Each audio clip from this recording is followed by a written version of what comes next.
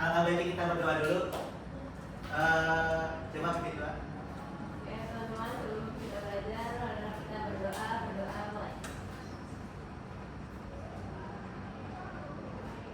Doa selesai.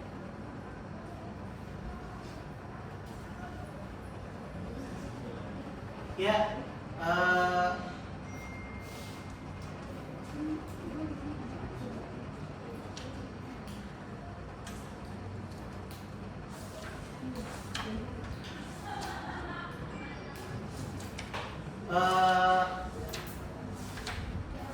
jadi kita akan mempelajari tentang bioteknologi. Sebelum masuk PPT, ada yang tahu nggak produk-produk dari bioteknologi sendiri? Tempe, yogurt, keju, ya betul. Itu semua merupakan produk-produk dari bioteknologi.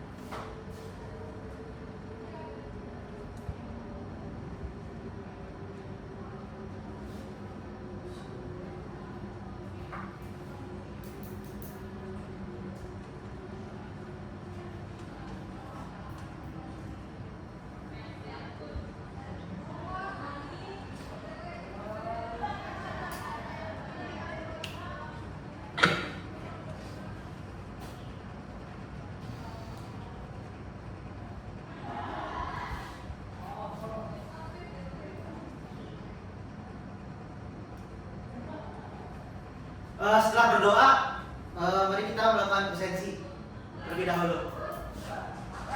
Nabila Dia Putora, Paradila Puspita, Nila, Simel, Aisy.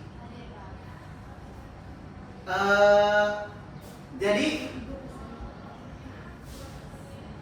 kalian udah pada tahu ya tadi apa itu produk-produk dari bioteknologi kita?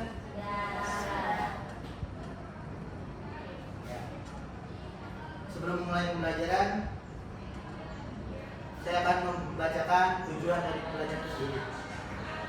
Yang pertama itu tujuannya peserta didik dapat menjelaskan definisi dari bioteknologi dan mengetahui sejarah perkembangannya. Terus yang kedua itu peserta didik dapat menganalisis dampak positif dan negatif dari penerapan bioteknologi sendiri.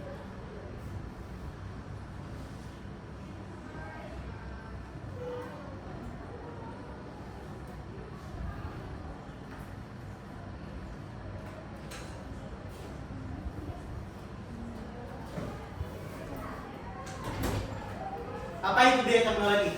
Ada yang tahu nggak apa itu bioteknologi? Bioteknologi. Biologi dan teknologi. Biologi dan teknologi. Apa itu bioteknologi? Tahu Pak? Apa kata-kata yang terpikirkan dari setelah mendengar kata bioteknologi? Produk. Bakteri. Biologi. Ya. Manusia. Bioteknologi itu terdiri dari 3 kata, yaitu bio, teknos, dan logos. Bio yang artinya hidup, teknos yang artinya penerapan, dan logos yang artinya ilmu. Secara umum, bioteknologi ini artinya teknologi yang memanfaatkan makhluk hidup untuk mendapatkan barang atau jasa dalam skala industri untuk memenuhi kebutuhan hidup manusia. Dalam bioteknologi, kita akan mempelajari tentang sejarahnya, dampak positif dan negatifnya, kultur jaringan, dan rekayasa genetika. Masuk ke materi pertama, yaitu sejarah perkembangan dari bioteknologi. sejarah perkembangan bioteknologi itu terdiri dari 3 periode. Yang pertama, periode bioteknologi tradisional. Tepatnya pada 6000 sebelum Masehi. Pada periode ini ditandai dengan penggunaan mikroba untuk melakukan proses fermentasi untuk mengawetkan makanan dan minuman. Jadi ciri-ciri dari periode ini, pada periode ini istilah bioteknologi sendiri belum digunakan dan hanya menggunakan satu proses, yaitu fermentasi, dan juga hanya produknya itu cuma makanan sama minuman doang. Contohnya ada tempe, tape, bir, oncom, sama kecap.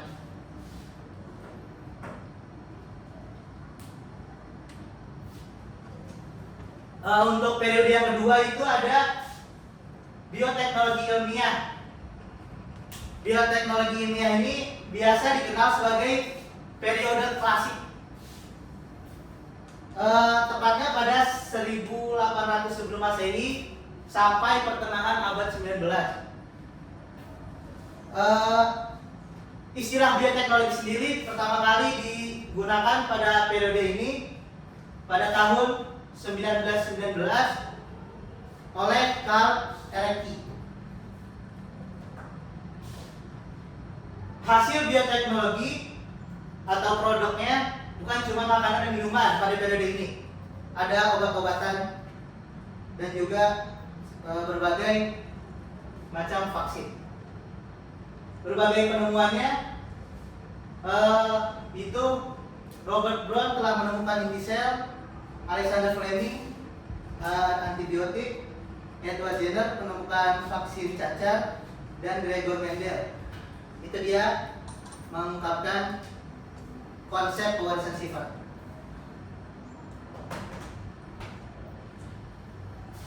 Untuk periode yang terakhir itu ada periode bioteknologi modern. Itu dari setelah Perang Dunia Kedua sampai sekarang. Diawali dengan penemuan enzim endonuklease yang berfungsi untuk memotong dan menyisipkan DNA ke makhluk hidup.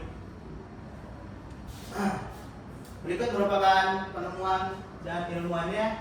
Ada Watson and Crick, itu dia menemukan model rantai ganda.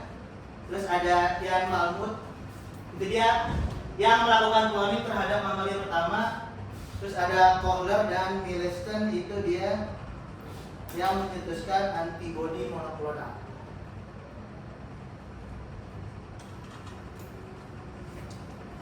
Setelah mengetahui sejarahnya, ini merupakan salah satu dari proses bioteknologi itu sendiri.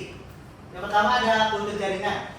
Kultur jaringan merupakan teknik penumbuhan jaringan atau sel menjadi sebuah individu baru dengan sifat yang sama persis dengan induknya. Terus hanya bisa dilakukan di media khusus yang aseptik. Aseptik atau steril. Kultur jaringan ini pertama kali ditemukan pada periode klasik tadi.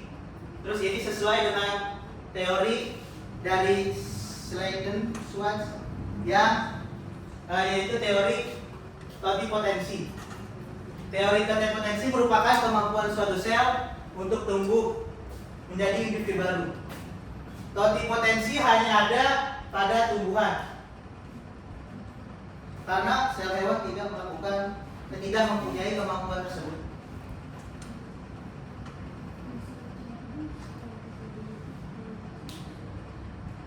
Kultur jaringan. Bagaimana pemanfaatannya? Ada yang tahu? Nggak tahu, Pak. Bagaimana bagaimana pemanfaatan dari kultur jaringan? Contohnya ada sering dimanfaatkan sebagai pemulihan tanaman dengan memperbanyak tanaman yang memiliki varietas unggul secara genetik. Selanjutnya ada rekayasa genetika. Rekayasa genetika ini merupakan upaya manipulatif sifat makhluk hidup untuk menghasilkan makhluk hidup dengan sifat yang diinginkan dengan cara menambah atau mengurangi DNA. Rekayasa itu artinya memanipulasi genetika itu gen. Jadi ini tuh suatu upaya untuk memanipulasikan gen. Contoh produknya itu ada antibiotik penisilin yang berasal dari mikroorganisme fungi. Terus ada insulin yang didapatkan dari rekayasa bakteri.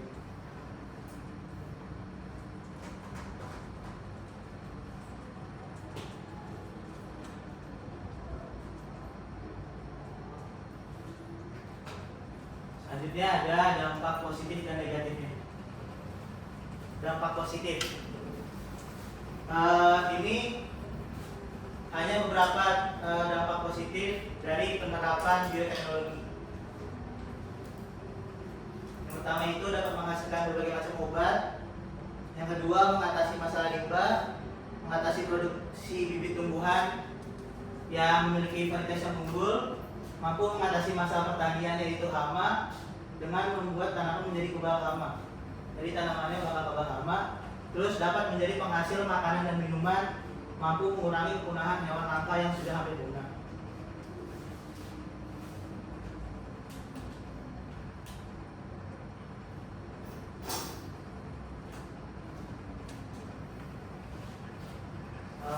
Selanjutnya ada dampak negatifnya.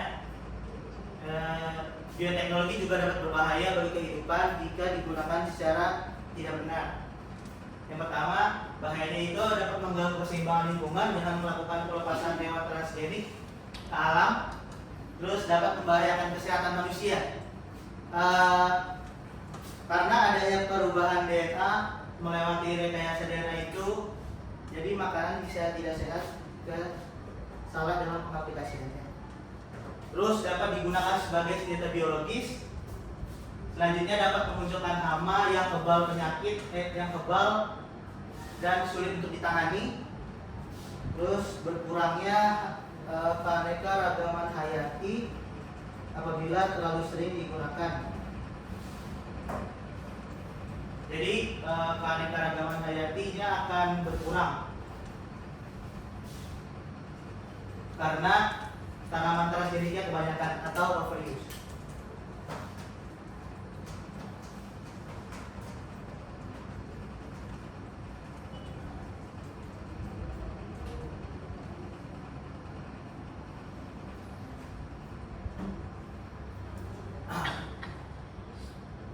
Ya, pemaparan materinya telah selesai. Apakah ada yang ingin bertanya? Saya Pak. Ya. Misalnya tadi yang di pojok jaringan itu kan ada pemulihan tanaman ya Pak. Pemulihan tanaman itu apa sih Pak? Aku belum paham. Ya. Kasih Pak. Ini. Ya. Ada lagi yang mana ini? Pemulihan tanaman.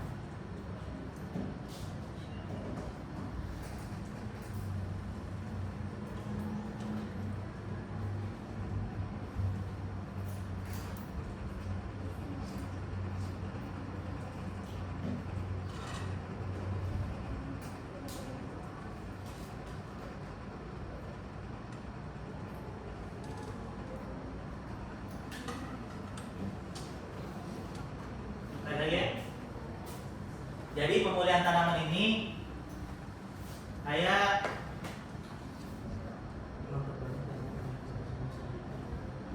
jadi misalnya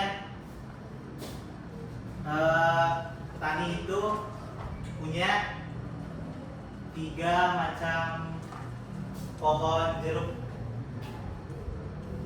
Pohon yang pertama itu memiliki varietas unggul secara genetik. Maksudnya unggul secara genetik itu berarti jeruknya itu manis, bulat sempurna, warnanya bagus. Dan 2 pohon yang tadi itu ada yang asam, Terus yang ketiga itu mungkin misalnya bentuknya jelek gitu. Jadi petani dapat memperbanyak pohon yang manis itu. Ya, itu maksudnya pemulihan tanaman.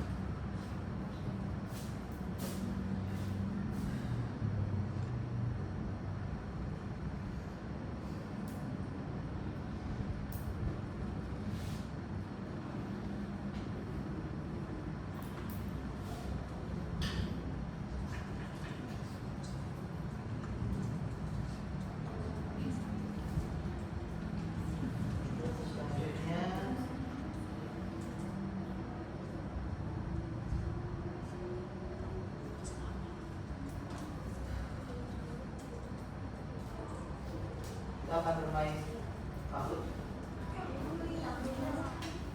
kuis kahut.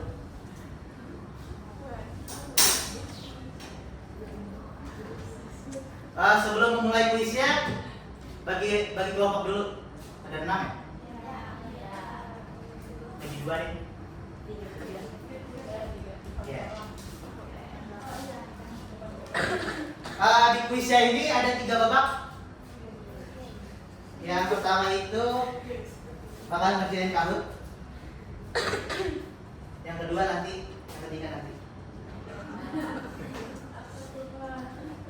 Itu linknya udah ya? Pinnya udah dibuka belum? Bisa dibuka nggak nih?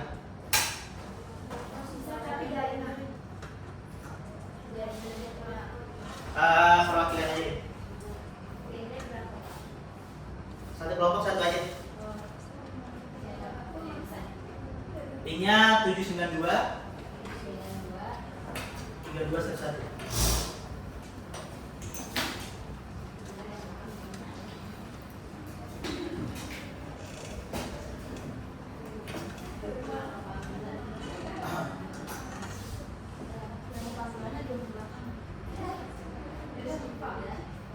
Udah? Barusan.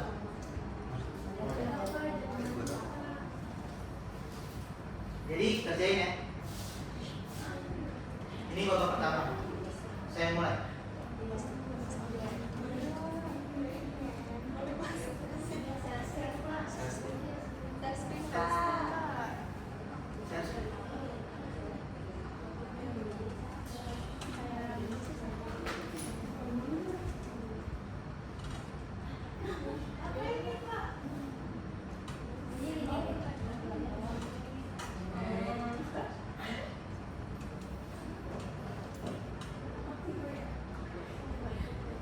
Ya. Baca pertanyaan jadi langsung lupa itu. Oh, lupa.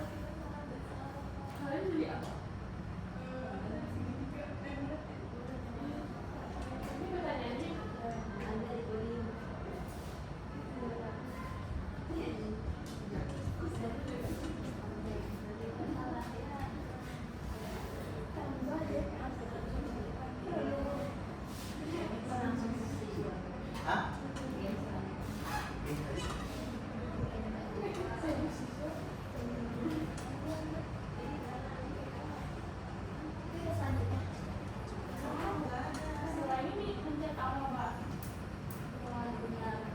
Apa? Tadi nggak ada pertanyaan, tadi saya masalah ini Pak. Pencet, ya benar kita salah Pak.